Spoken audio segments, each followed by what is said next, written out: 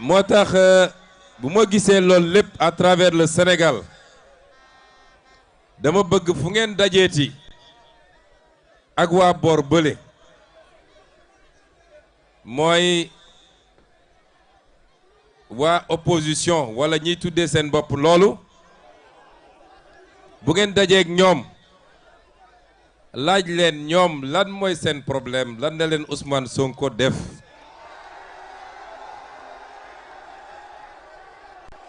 parce que nag ku gis lii te mu am ci Sénégal yépp ah xam naa ni de nit kuy yàq wala nit kuñ sénégalais yi wóoluwul mënoo am lii mënoo ko am kon ñoom lan mooy seen problème ndax ñenn ñi mooy ñi ci bëri ci ñu bokkal génération politique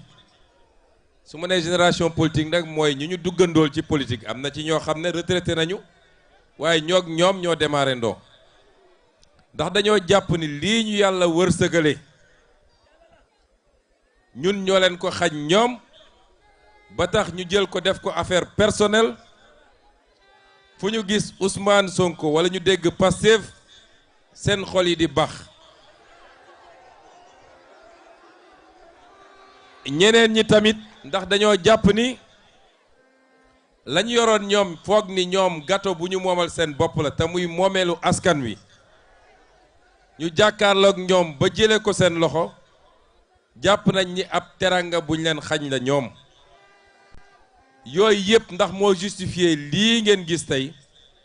te mu safaanoo lool ak li askan yu bëgg 6 mois yi jiitu ñoom ñëpp dañoo takkoon seen rajo nekk Ndakaaru di wax rek di désinformer di calomnier di wax yoo xam ne amu ci dara lu taxaw jàpp ni mën nañu nërmel askan wi waaye bi campagne bi commencé ba léegi am na ci ñoo xam ne bis bu ne ma gis seen vidéo ñu toog seen kaw oto waaye duñu wone lu leen wër de ñoom rek la ñuy wone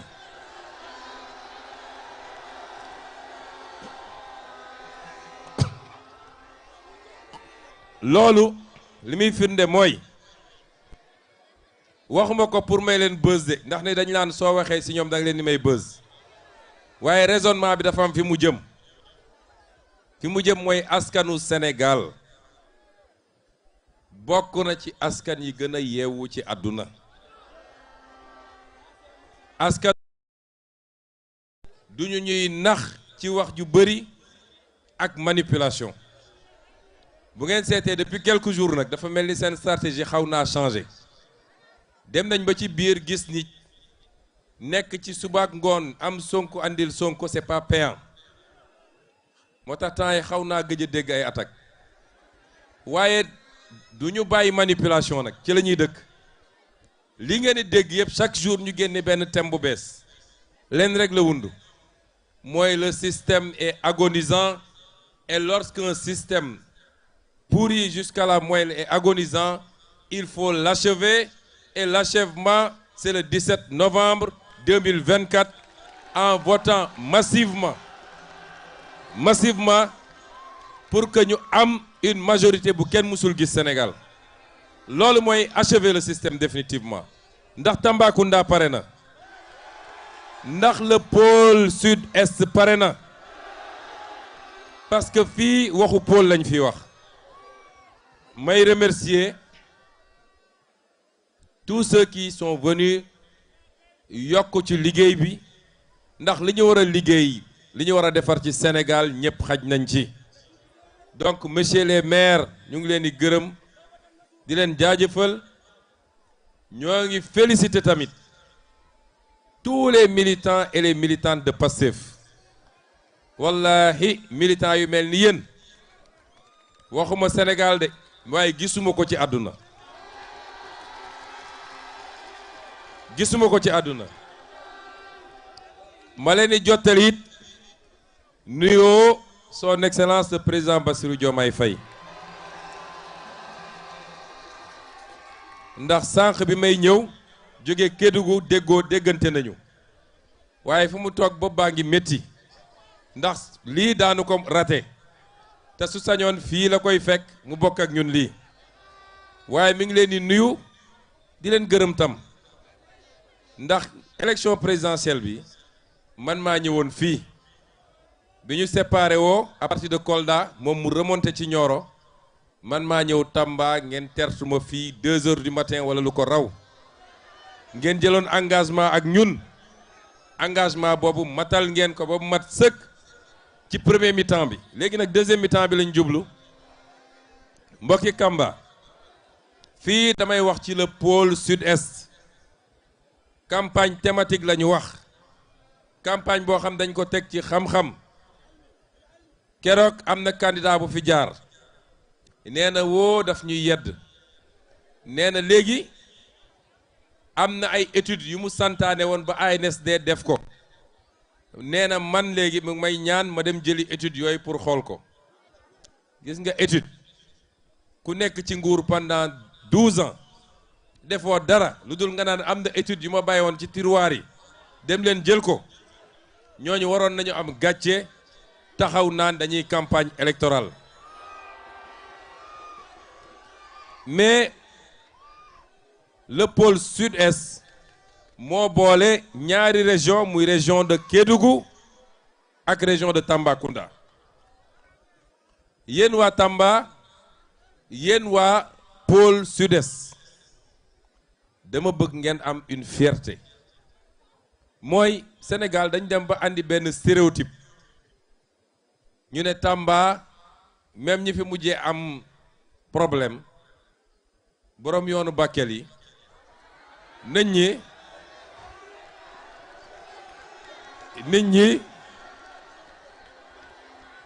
nit ñi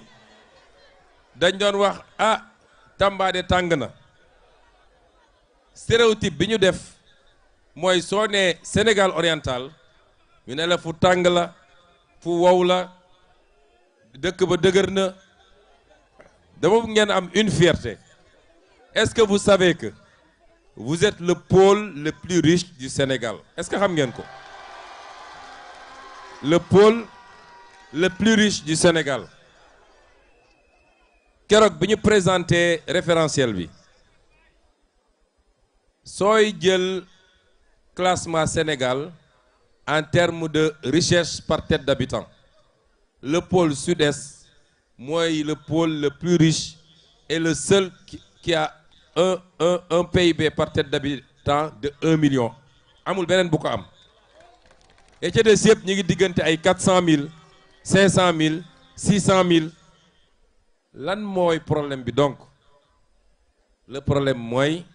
cette richesse quelquefois n'est pas exploitée mais souvent est exploitée au profit même pas du Sénégal mais d'intérêts étrangers loolu nag lañ fiy jëlee définitivement les richesses de ce pays vont profiter d'abord aux fils et aux filles de ce pays loolu mooy la première chose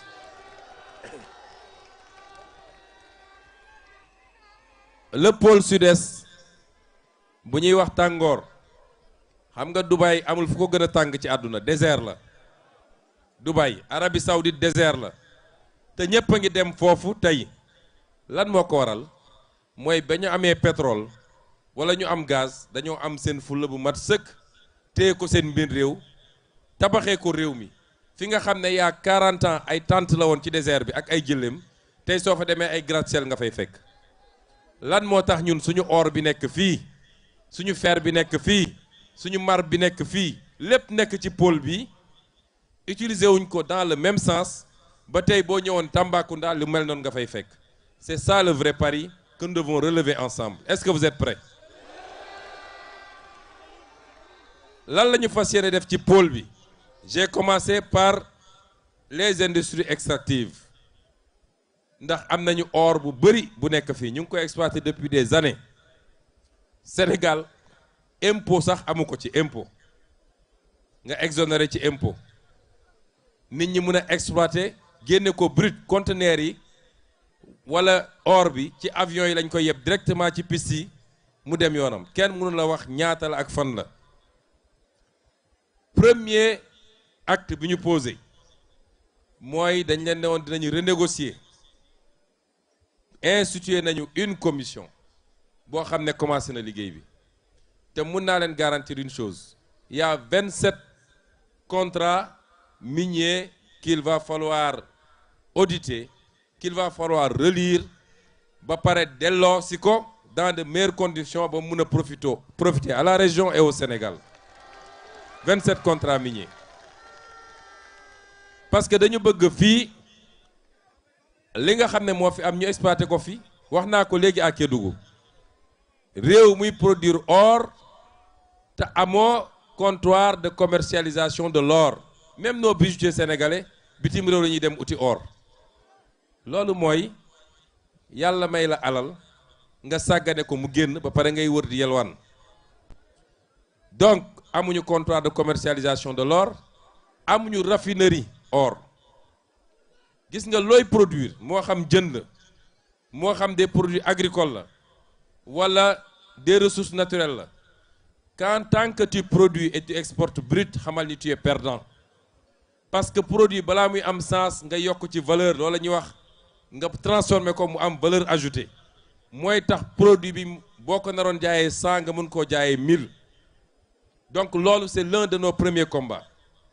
deuxième bi mooy le fer fii Falémé am na fer ak feneen dégg ngeen ñu y a 5 ans à peu près bi ñu jëlee fer bi jox ko benn entreprise bu tudd Tosyali kooku waroon ci am lu mat 10 000 milliards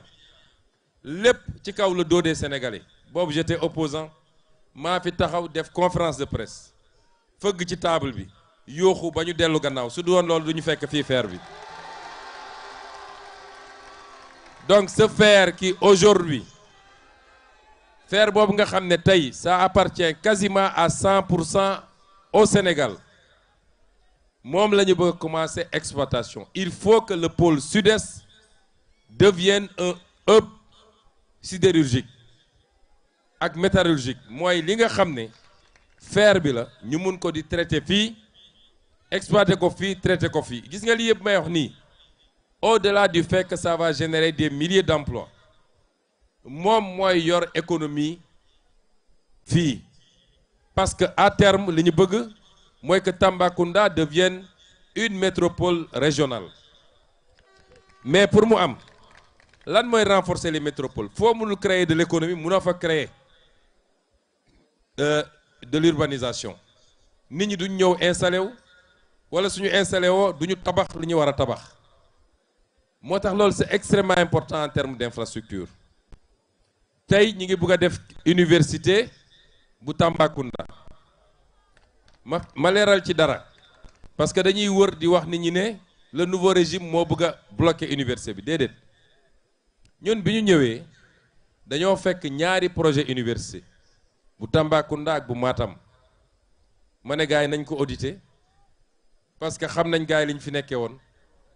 mais soo ñëwee gis ay surfacturation yu jéggi dayoo est-ce que jàkkoor ngeen benn kër bu ñu war a tabaxal un enseignant les logements des enseignants benn kër sur 148 mètres carrés R+1 ñu war ko facturer 1 milliard 600 millions benn kër loolu foog ngeen ni yoon la xam nga man li ma neex ci gars yi mooy bu Ousmane Sonko di wax comme amatuñu argument dañ naan li mu wax yëpp fen la lu ma mus a wax feeñ na te li ma wax nii ci semaine yi di ñëw ba ñu pare élection législative bi ba installé assemblée bi di ngeen xam gars yi li ñu nekkee woon ci réew mi loolu moo tax ren quand le ministre de l'enseignement supérieur a voulu ne foog ñu ubbi université Tamba dama ko ne du ngeen ko ubbi parce que paraxe bi dina andi ñu yàq li ñu waroon defar prenons le temps de faire le travail correctement d'ici l'année prochaine parce que Tambacounda état bi mu nekk su dee amphithéâtre yi pareegul wala su dee logements sociaux yi pareegul étudiants yi war fee ñëw fan la ñuy jëlee ñoom ñëpp fu ñu mën a louer ba nekk dans des conditions normales de travailler c'est parce que capital bi mu doon wuyoowul ak li mu waroon doon mooy tey ñaata réceptif hôtelier ñoo nekk Tambacounda ñaata complexe ñoo fi nekk yoo xam ne tey soo amoon 5000 personnes qui viennent pour un événement ñoom ñëpp war nañoo mën a dëkk dans des conditions normales loolu nag li koy andi mooy nga tabax koom-koom li ma wax ci fer bi wax ko ci or bi ak yeneen ressources yi fi am suñ ko toggee niñ ko war a toggee loolu mooy générer les richesses qui permettent de construire cette métropole que nous voulons. Kédougou doit être une métropole secondaire à l'horizon 2050 suñ nee métropole nag mooy lan ñu fi yàgg voyager gis nañ dëkk yi ñu naan dëkk yi dañoo développé naka la mel Kédougou laa jóge waaye Moustapha Guirassy xam nga ni Kédougou en tant que capitale régionale xam nga ni des na lu bëree bëri kon loolu mooy liggéey bi boo jëlee activité agricole fii bokk na ci les régions les plus agricoles coton bi foño bi gerte bi ak tous les produits horticoles yi ñu fi mën a béy c'est pourquoi l'agropole bi ñu war a def fii muy l'agropole sud-est parce que li importance agropole yi mooy dootoo bay rek di génne da ngay bay transformer sur place l'industrialisation du Sénégal dont on vous parle loolu mooy idée bi parce que c'est ça qui crée des emplois et c'est ça qui va nous permettre de vous redonner espoir vous les jeunes de ce pays à rester ici et non pas à partir dama musa wax benn phrase ma ne tubaab bi ñu ngi bëri lu ñuy wax émigration mais émigration amul li am mooy boo ñëwee foqati alalu nit ñi alal seen alal yoon bi mu topp moom la ñuy topp boo jëlee oru Kédougou bi yóbbu defoo fi investissement créé fi emploi waa Kédougou topp ñoom it seen or fekk si la fi nga ne c'est ça l'immigration en réalité boo jëlee jën bi yóbbu pêcheurs yi topp la boo jëlee suuf si ñi doon bay te mënuñu xaj Ndakaaru topp la ñoom it c'est ça qui amène l'immigration c'est ça qu'on doit inverser dans ce qu'on est en train de faire le tourisme est un autre volet important ku wax fii ce pôle wax les sites qu'il y a les sites historiques le fort de Bakel le truc des circoncis nuñ ko tuddee am na les parcs naturels comme le parc Niokolo-Koba les chutes de Dindéfelo ak li nekk ci gannaaw mooy les chimpanzés nga xam ne fii rek la am est-ce que xam nga ni soo demee Rwanda les touristes payent $1,500 pour visiter les chimpanzés soo ñëwee fii les touristes ne payent même pas $100 pour visiter les chimpanzés lan mooy différence bi mooy aménagement yi ñu def complexe yi ñu def pour nit ñi bu ñu ñëwee mën a def du tourisme de manière convenable donc tourisme fii dans ce site-là ak la richesse socio-culturelle des Bassari des Bidjik leur danse leur art culinaire nga xam ne tey mënoon nañ ci def lu extraordinaire nit ñi di jógee fu ne di ñëw visiter loolu bokk na ci un des piliers de ce pôle mais li yëpp mënoo ko def te amul infrastructure foofu d'accord naa ci ak ki ko wax léegi c'est pourquoi le corridor chemin de fer bi nga xam ne Dakar Bamako mais it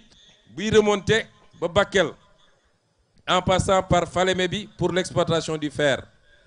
bii dem ba Kédougou ak biy wàccaat dem ba Casamance boo seetaanee le plan Sénégal bi ñu wane sur les corridors tu verras que loolu mi ngi au cœur de la vision 2050 c'est extrêmement important parce que sans ces infrastructures il est impossible li nga bëgg est-ce que xam nga ni feeru Falémé bi def na léegi 50 ans depuis qu'on a décidé de l'exploiter exploité wuñu ko parce que option bi ñu jëloon c'est l'exportation brute or fer bi il faut mu ànd ak chemin de fer bu koy yóbbu mais également ak fu ñu koy exploiter ak fu ñu koy transformer yii yëpp bu ñu ko dajalee day dellu si li ma waxoon mooy pôle bii tey moo ëppale théoriquement laa wax nag théoriquement soo jëlee revenu par tête d'habitant moo ëppale ci Sénégal yëpp mais quand tu crées une croissance extravertie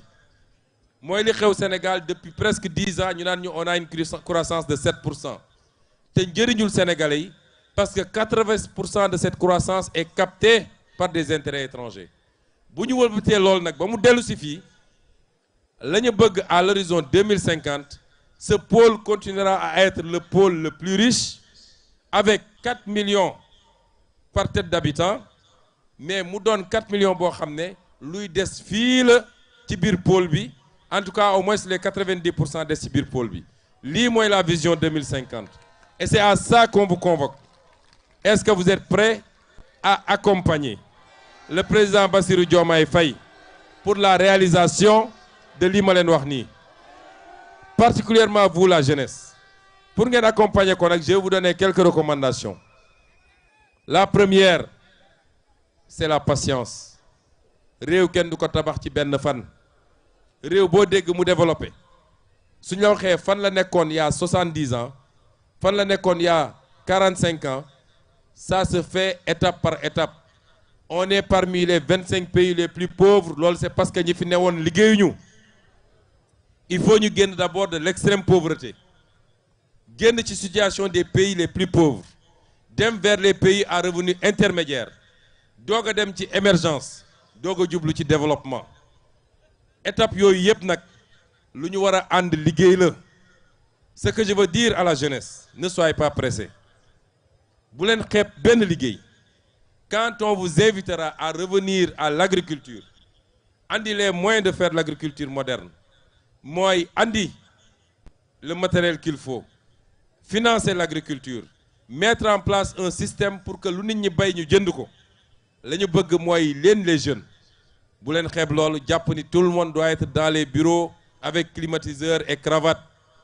La bureaucratie ne fait pas des milliardaires. Les milliardaires sont ceux qui sont dehors et qui travaillent dans les champs, qui travaillent dans le commerce, qui travaillent dans l'industrie. Nous voulons que vous ayez cette ambition-là. Est-ce que vous êtes prêts pour nous accompagner ci loolu? Le premier acte pour loolu man garantie ma leen mën a jox mooy ñun vous êtes yéen a ñu tànn teg ñu fii ñu teg nii. Sàcc xaalis dootul am ci réew mi. Détournement de deniers publics dootul am ci réew mi. L'argent du pays dinañ ko delloo au peuple. Dinañu am gis-gis bu leer nañ ak ay programme bu leer nañ. Loolu mooy contrat bi ñu luye. Ce qu'on attend de vous, c'est que vous nous accompagniez pas par pas. Chaque jour fu ñu leen woo na ngeen ñu uyu si. ñi leen di gëmloo way yéen a leen woteloon yéen a ngi nii amagu leen liggéey.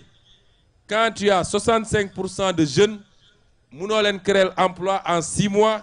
ñoom ñëpp. Surtout soo ñëwee fekk ñu yàq réew mi endetté ko ba mu egg ci baat bi dafa am une phase de rectification, une phase de redressement. Loolu la ñu bëgg ngeen ànd ak ñun. Est-ce que vous êtes prêts? Premier acte bi nag mooy élection législative bi